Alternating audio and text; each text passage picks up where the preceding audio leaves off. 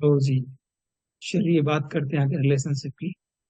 तो सबसे पहली बात की रिलेशनशिप, अगर हमने किसी भी टेक्नोलॉजी में देखी हो, रिलेशनशिप का मतलब क्या है कि अगर अपन इन टर्म्स ऑफ टेबल बात करें, जो कि पावर वे में कर रहे हैं, हम डेटाबेसेस में कर रहे हैं, तो मल्टीपल टेबल्स को आपस में कनेक्ट करने को हम रिलेशनशिप कहते हैं। किसी कॉमन कॉलम के बेसिस पे मल्टीपल टेबल्स हम आपस में कनेक्ट करते हैं। कॉमन कॉलम का मतलब कि सपोज करो हमारे पास एम्प्लॉय का डेटा है, राइट। तो एम्प्लॉय का डेटा, तो चाहे एम्प्लॉय कितने भी टेबल हो उनमें, मे बी एम्प्लॉय आईडी जो कॉलम होगा वो कॉमन कॉलम होगा। क्यों होगा? क्योंकि उसके बेसिस पे समझ में आएगा कि किस एम्प्लॉय कौन सा डेटा, नेम तो डुप्लीकेट हो सकते हैं। तो अपन इसको ऐसे कह सकते हैं कि जो यूनिकली डेटा को आइडेंटिफाई करता है उस कॉलम के बेसिस पे हम रिलेशनशिप क्रिएट करते हैं। ठीक है, जब भी डेटाबेस डिजाइन होते हैं वहाँ पे प्राइमरी की, फॉरेन की, मल्टीपल थिंग्स होती हैं। बट हम इन टर्म्स ऑफ पावर भी बात करें कि हमें जरूरत क्यों है। हमें जरूरत है इसलिए कि हम डेटा का एनालिसिस प्रॉपर वे में कर सके। प्रॉपर वे में कर सके मतलब कि अगर अपने पास मल्टीपल टेबल्स हैं, तो जब हम डेटा को एनालिसिस करना चाहते हैं, डेटा को विजुलाइज करना चाहते हैं, तो हम सारी टेबल से डेटा पिक कर सके। एक से ज्यादा टेबल्स अगर अपने पास है, उन टेबल से डेटा अपन पिक कर सके, डेटा का एनालिसिस कर सके, उस डेटा पर रिपोर्ट बना सके। प्रैक्टिकली देखते हैं हम लोग अभी। ठीक है, तो इसलिए हमें रिलेशनशिप की जरूरत पड़ती है। अब सपोज करो हमारे पास ये पावर भी ओपन है, हम डेटा इंपोर्ट कर रहे हैं, एक से ज्यादा टेबल इंपोर्ट कर लेते हैं। मैं एक्सेल से ले लेता हूँ। कोई छोटा डेटा सेट ले लेते हैं हम लोग, ये ले लिया। इसको मैं डेटा सेट का इसका लिंक डाल दूंगा डिस्क्रिप्शन बॉक्स में। यहाँ पे हमने तीन टेबल है, तीनों की तीनों टेबल लोड कर ली। पहली चीज ये होती है पारवे के अंदर कि ऑटोमेटिकली रिलेशनशिप आपका क्रिएट हो जाता है। तो ज्यादातर तो हमारी प्रॉब्लम यहीं पर सोल्व होगी। हमें खुद से रिलेशनशिप क्रिएट करने की बहुत रेयर जरूरत पड़ती है। रेयर मीन्स कि मे बी कोई कॉमन कॉलम उसको नहीं मिला, हमने खुद से जनरेट करना पड़ा, या मे बी लेटर ऑन हमें रिलेशनशिप मॉडिफाई करना पड़ा। अदरवाइज क्या होता है कि बाय डिफॉल्ट रिलेशनशिप क्रिएट हो जाता है। कैसे क्रिएट हो जाता है ये देखो।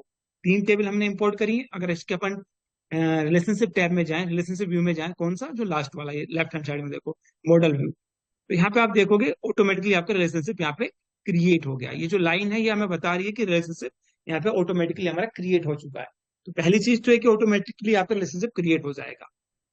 ठीक है, थोड़ा सा इसके बारे में और बात कर लेते हैं कि हम कह रहे थे यार एनालिसिस कर सके। एनालिसिस कर सके का मतलब ये था कि अगर मैं छोटा सा इसको बहुत सिंपल एग्जांपल से समझूं, तो मैं रिपोर्ट व्यू में जाता हूँ। अभी हम मे बी जब डेक्स लगाएंगे वहां पे हमें जरूरत पड़ेगी, मल्टीपल थिंग्स में जरूरत पड़ेगी।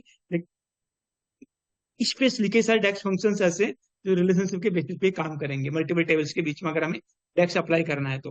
बट राइट नाउ एक छोटा सा एग्जांपल ले लेता हूँ मैं। सपोज करो हमारे पास एक टेबल ये है, डिटेल्स टेबल। इसमें क्या पड़ा हुआ है? एम्प्लॉय आईडी और कुछ डिटेल्स है। एक ये है, इसमें एम्प्लॉय आईडी और प्रॉफिट वगैरह पड़ा हुआ। सपोज करो कि मैं एक टेबल ले लेता हूँ, यहाँ पे टेबल क्रिएट कर रहा हूँ, विजुअल क्रिएट कर रहा हूँ। और मैंने क्या किया, पहली टेबल से मैंने मे बी एम्प्लॉय आईडी ले ली और दूसरे ले लिया मैंने प्रॉफिट। तो अगर यहाँ पे हम जाके चेक करने की इसको कोशिश करें, चेकआउट करने की कोशिश करें, तो मतलब हमें जो दिखाई दे रहा है ऑलमोस्ट, इसको देखो इधर एम्प्लॉय आईडी है।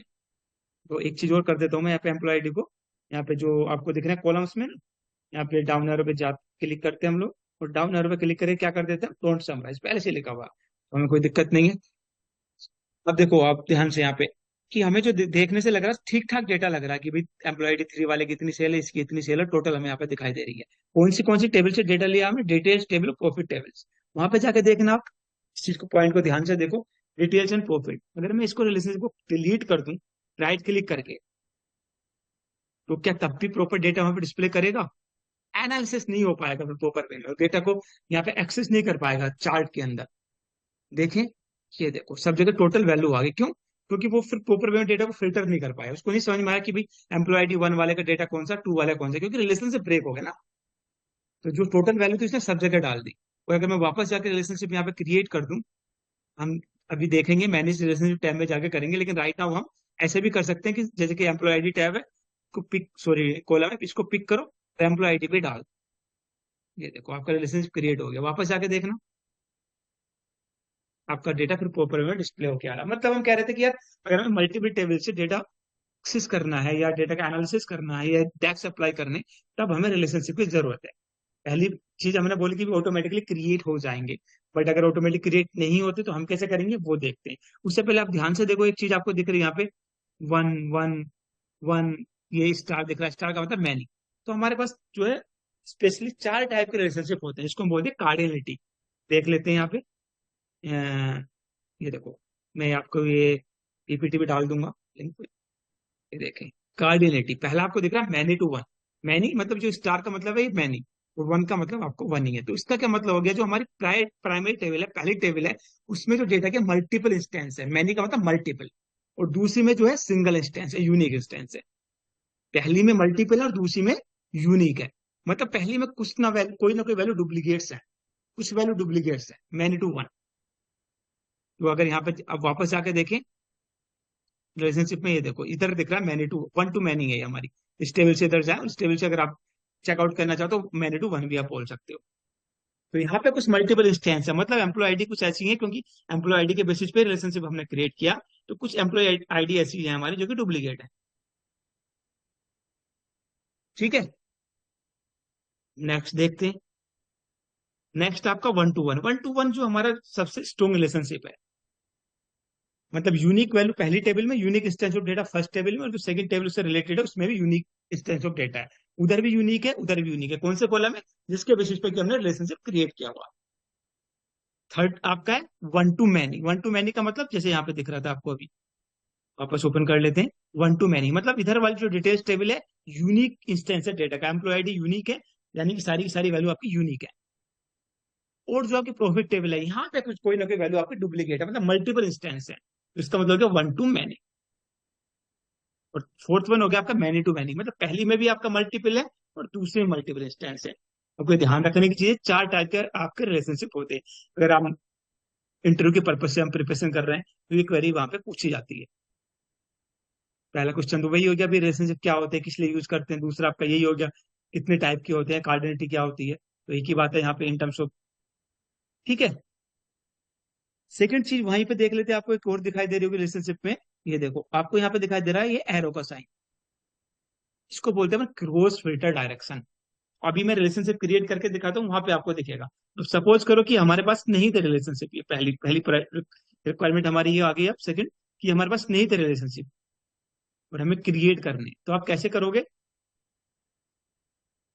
यहाँ पे आएगी आपकी मैनेज रिलेशनशिप टैब, यहाँ पे चले जाओ।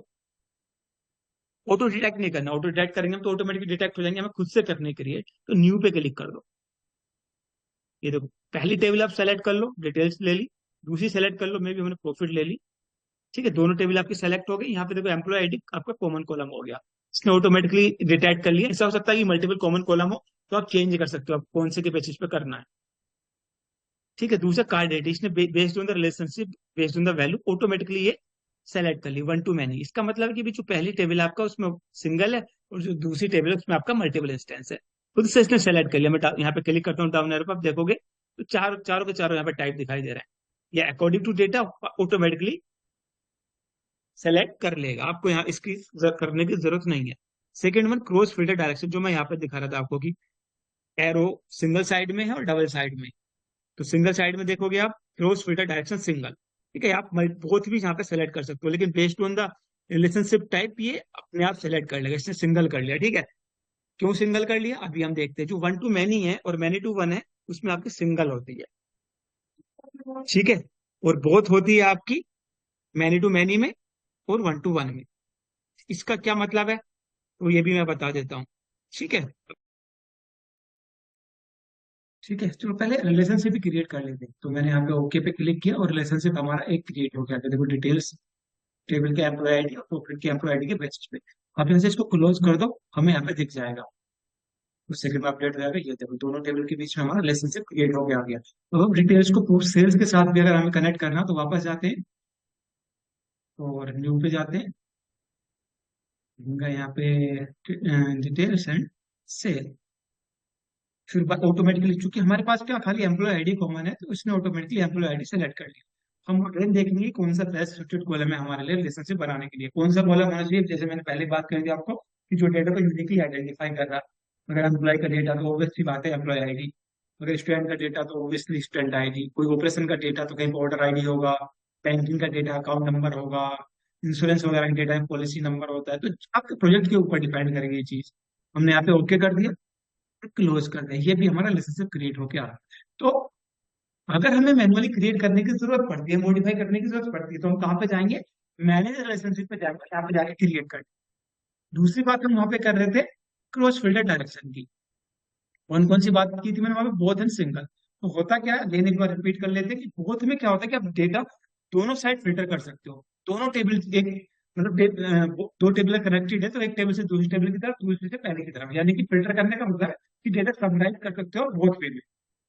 सिंगल का मतलब है कि आप सिंगल वे में, वन वे में आप डेटा को फिल्टर कर सकते हो, मतलब एग्रीगेट कर सकते हो। लेट्स अज्यूम कि भी हमारे पास एक टेबल है, उसके अंदर हमारे पास एम्प्लॉय में भी आईडी है, एम्प्लॉय नेम है, सिटी है, समथिंग लाइक दैट। और दूसरे के अंदर क्या हमारे पास परफॉर्मेंस पर बेस्ड पड़े हुए हैं। तो हम चाहते हैं कि यार एम्प्लॉय नेम के बेसिस पे हम जो डेटा को समराइज कर लें, हम सिटी के बेसिस पर कर लें, हमें भी स्टेट के बेसिस पर कर लें, समथिंग लाइक दैट। तो हम टेबल ए से टेबल बी की तरफ फिल्टर करना चाह रहे हैं। तो यहाँ पे क्या हमें सिंगल काम कर जाएगी, लेकिन कहीं पे ऐसी रिक्वायरमेंट है कि दोनों तरफ डेटा को फिल्टर करना चाहते हैं, हमें वहां पे क्या चाहिए, बोथ चाहिए। बाई डिफॉल्ट तो ये अपने अकॉर्डिंग टू रिलेशनशिप जाएंगी, जैसे मैं बात कर रहा था। लेकिन अगर आपको मैनुअली चेंज करनी है तो वहां से रिलेशनशिप क्रिएट करते टाइम पे आप चेंज कर सकते हो। ठीक है, आप यहाँ पे जाके चेंज कर सकते हो अगर आपको करनी है तो। अगर सिंगल है तो उसका बहुत कर सकते हो, अगर आपको लगता है बहुत की सिंगल करनी है वो भी कर सकते हो। देखो सपोज करो, एक छोटी सी बात कर लें हम, एक छोटा सा एग्जांपल ले लेते हैं। डिटेल्स टेबल है आपके यहाँ पे, और यहाँ पे आपकी प्रॉफिट टेबल। तो यहाँ पे जो आपकी क्रॉस फिल्टर डायरेक्शन दिख रही है आपको, डिटेल्स जो प्रॉफिट की तरफ दिख रही है, तो आप डिटेल्स प्रॉफिट की तरफ डेटा को फिल्टर कर सकते हो। कैसे? सपोज करो हम यहाँ पे रिपोर्ट व्यू में आते हैं, एक टेबल ले लेते हैं। और हमने बोला डिटेल से हमने एम्प्लॉय आईडी ले ली, और प्रॉफिट से हमने प्रॉफिट ले लिया मे बी। ठीक है, तो आप देखोगे कोई दिक्कत नहीं आएगी, डेटा आपका समराइज होके आ गई है। सिमिलर वे में अगर मैं कह रहा हूँ कि एक और टेबल ले ली मैंने, और मैं एम्प्लॉय आईडी प्रॉफिट से ले ली मैंने, और सिटी से मे भी मैंने ले ली सैलरी। ठीक है, यहाँ पे देखोगे आप कौन कौन सी होगी हमारी डिटेल्स एंड प्रॉफिट। इधर आते हैं वापस, डिटेल्स एंड प्रॉफिट, यहाँ पे वापस आके देखना आप।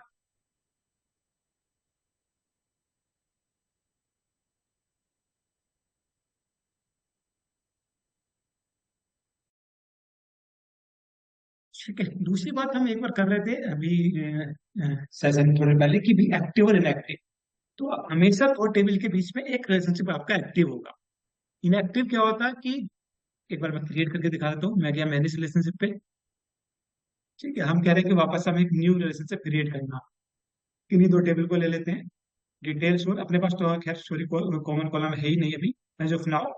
लेकिन यहाँ पर देखो एक अभी ऑलरेडी रिलेशनशिप एक्टिव है इन दो टेबल के बीच में। अगर मेरे पास एक कोई और कॉलम भी होता है, जैसे यहाँ पे नेम है, तो मैं नेम के बेसिस पे रिलेशनशिप क्रिएट करने की कोशिश करता हूँ, एक्टिव रिलेशनशिप नहीं करने देता, इनएक्टिव करने देता है। इनएक्टिव का मतलब रहता है कि क्रिएट हो जाएगा आपका, यहाँ पे आपका चेक मार्क जो रहता है एक्टिव वाला, वो अनचेक रहेगा। कैसे?